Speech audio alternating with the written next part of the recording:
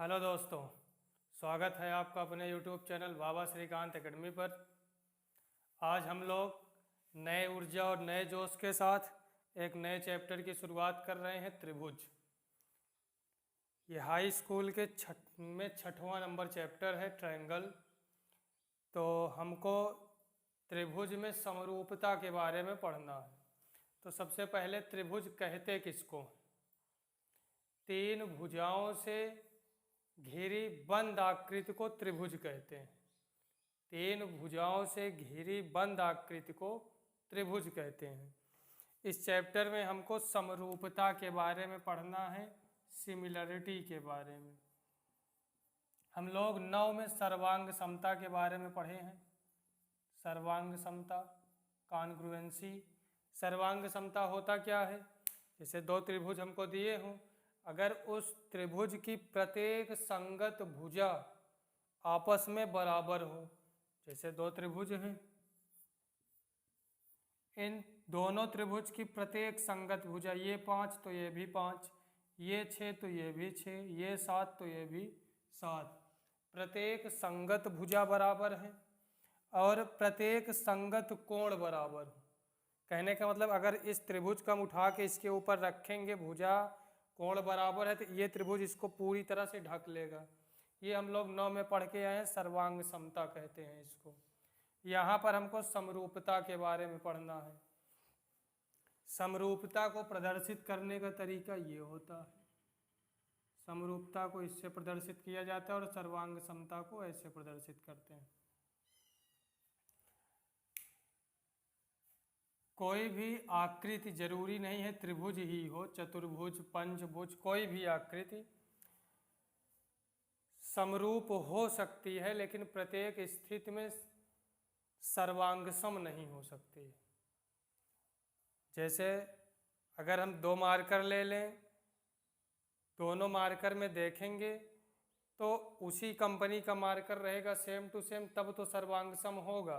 Company बदल देंगे तो मार्कर का आकार बदल जाएगा, तब वो सर्वांगसम नहीं होगा, उसको समरूप की श्रेणी में रखेंगे। कहने का मतलब कोई भी आकृति समरूप कब होती है? जब उस आकृति की संगत भुजाएं समानुपाती और संगत कोण बराबर हों, तब वह आकृति समरूप कही जाती है। जैसे त्रिभुज के केस में हम देखें, एक त्रिभुज है ABC, ये एक दूसरा त्रिभुज है PQR। ये दोनों त्रिभुज समरूप कब होंगे? सर्वांगसम कब होंगे ये तो मालूम है। समरूप कब होंगे? दोनों त्रिभुज समरूप कब होंगे? तो समरूप होने के लिए इनके संगत भुजाएं समानुपाती तथा संगत कोण बराबर होने चाहिए। जैसे ये त्रिभुज है, त्रिभुज ABC, ये समरूप होगा त्रिभुज PQR के। कब समरूप होगा? जब संगत भुजाएं AB, इसकी संगत भुजा PQ, AB अपॉन PQ बराबर हो AC अपॉन PR के। AC अपॉन PR ये बराबर हो BC अपॉन QR के, BC बटे QR के। संगत भुजाएं समानुपाती हुई और संगत कोण समान हो। कोण A बराबर हो कोण P के, कोण A बराबर हो कोण P के, कोण B बराबर हो कोण Q के, और कोण C बराबर हो कोण R के। संगत कोण बराबर हो और संगत भुजाएं समानुपाती हों, तब ये दोनों त्रिभुज समरूप कहे जाएंगे। समरूप का मतलब हुआ कि ये भुजा 5 है तो ये 15, 10, 25 कुछ भी हो सकती है। ये भुजा 6 है, ये इसका 2 गुना, तो अगली भुजा भी 6 की 2 गुना 12 होनी चाहिए, तभी तो इनकी संगत भुजाएं समानुपाती होंगी। 5/10 बराबर 6/12, काटेंगे 1/2 बराबर 1/2। साथ में संगत कोण भी बराबर होने चाहिए। कोण ए बराबर होना चाहिए कोण पी के, कोण बी, कोण आर के। प्रत्येक आकृति, ऐसा कह सकते हैं कि प्रत्येक सर्वांग सम आकृति हमेशा समरूप होती है, लेकिन प्रत्येक समरूप आकृति हमेशा सर्वांग सम नहीं होती। जितनी भी सर्वांग सम आकृतियां होंगी उसको हम समरूप की श्रेणी में रख सकते हैं, लेकिन प्रत्येक समरूप की आकृति को सर्वांगसम नहीं कह सकते हैं, क्योंकि सर्वांगसम में एग्जैक्ट बराबर होना चाहिए। इस त्रिभुज को उठा के इसके ऊपर रखे तो ये पूरा पूरा ढक ले, इसके भुजा दिखे ना। अब ये बड़ा है, ये छोटा है, रखेंगे तो एक त्रिभुज एक के अंदर हो जाएगा। तो उम्मीद करता हूँ कि त्रिभुज आपस में या कोई भी आकृति आपस में समरूप कब होते हैं ये समझ में आ गया हो। चतुर्भुज, जैसे त्रिभुज की संगत भुजा वैसे चतुर्भुज की संगत भुजाएं समानुपाती हो, उसमें 4 कोण होते हैं तो संगत चारों कोण बराबर हो, तब वो चतुर्भुज समरूप चतुर्भुज कहा जाएगा। अब चलते हैं अपनी एक्सरसाइज पर 6.1। इसमें कह रहा है कि कोष्ठक में दिए गए शब्दों में से सही शब्द का प्रयोग करके रिक्त स्थान को भरिए। पहली सवाल है, कह रहा है सभी वृत्त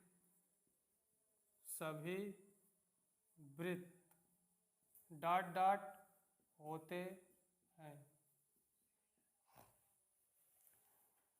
अब आप लोगों को बताना है कि जितने भी वृत्त होते हैं वो समरूप होते हैं कि सर्वांगसम होते हैं। अभी अभी मैंने आपको बताया कि जितनी भी समरूप आकृतियाँ, जितनी भी सर्वांगसम आकृतियाँ होती हैं वो सब समरूप होती हैं, लेकिन प्रत्येक समरूप आकृति सर्वांगसम। कह रहा है सभी वृत्त डॉट डॉट होते हैं। सभी वृत्त सर्वांगसम होंगे कि समरूप होंगे? जितने भी सर्वांगसम वृत्त होंगे वो सब समरूप तो होंगे, लेकिन जितने समरूप वृत्त होंगे वो सर्वांगसम नहीं होंगे। एक छोटा वृत्त बनेगा जिसकी त्रिज्या कम हो, बड़ा वृत्त बना जिसकी त्रिज्या ज़्यादा है, तो ये दोनों आपस में समरूप होंगे, लेकिन सर्वांगसम होने के लिए उनकी त्रिज्या भी बराबर होनी चाहिए। तो सभी वृत्त समरूप होते हैं, सभी वृत्त समरूप होते हैं। दूसरा कह रहा है सभी वर्ग होते हैं, सभी वर्ग डॉट डॉट होते हैं। जितने भी स्क्वायर होते हैं वर्ग वो सर्वांगसम होंगे कि समरूप होंगे? जो कंडीशन वृत्त में वही कंडीशन वर्ग में, तो सभी वर्ग भी समरूप होंगे, क्योंकि जितने वर्ग सर्वांगसम होंगे वो तो समरूप होंगे, लेकिन कोई समरूप है जिसकी एक वर्ग की भुजा ज़्यादा दूसरे वर्ग की भुजा कम, कोण बराबर हो, तो वो समरूप होगा लेकिन सर्वांगसम नहीं होगा। आगे तीसरी में कह रहा है सभी डॉट डॉट त्रिभुज समरूप होते हैं, सभी डॉट त्रिभुज समरूप होते हैं। अब आपको बताना है कि सभी समद्विबाहु त्रिभुज समरूप होंगे कि सभी समबाहु त्रिभुज समरूप होंगे? समबाहु त्रिभुज जिसकी सभी भुजाएं आपस में बराबर और प्रत्येक कोण 60-60 अंश का बनता है, और समद्विबाहु त्रिभुज में केवल 2 भुजाएं बराबर होती हैं और उन बराबर भुजाओं के सम्मुख कोण आपस में बराबर होते हैं।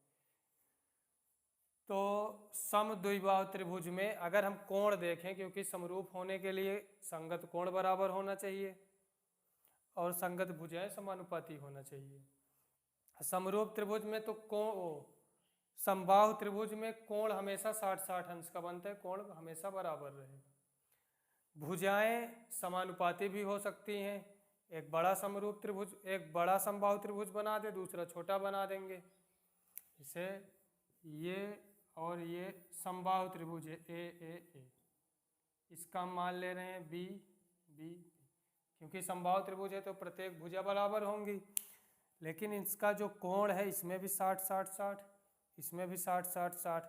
समद्विबाहु में कोई फिक्स कोण रहेगा नहीं, क्योंकि एक भुजा हमको निश्चित नहीं रहेगी, भुजाएं समानुपाती हो सकते हैं लेकिन कोण बदल सकता है, क्योंकि दो भुजा बराबर है।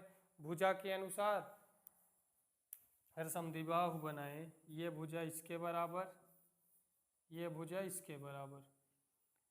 अब यहाँ पर हमको कोण नहीं पता है, जैसे ये कोण इसके बराबर तो होगा, ये कोण इसके बराबर तो होगा, लेकिन हम ये डिफाइन नहीं कर सकते कि एग्जैक्ट ये कोण कितना होगा, रेखा की झुकाव कितनी है।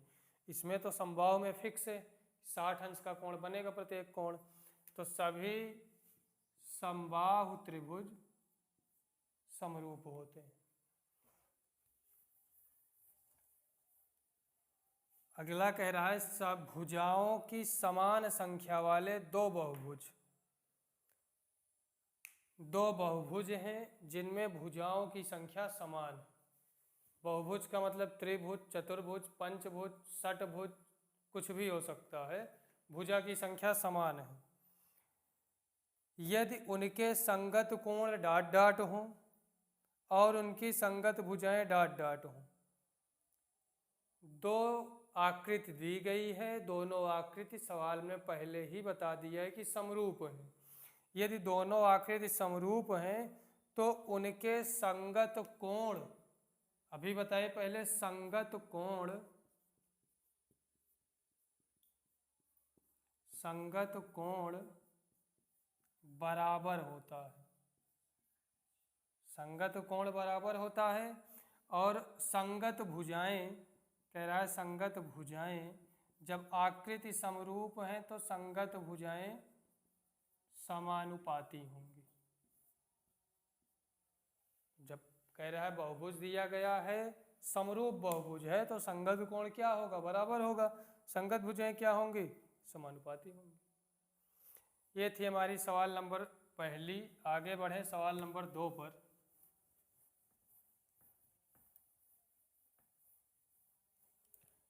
इसमें कह रहा है निम्नलिखित युग्मों के दो भिन्न भिन्न उदाहरण दीजिए। समरूप आकृतियां, हमको ऐसा दो उदाहरण बताना है जो आकृतियां समरूप हों। जैसे समरूप आकृति,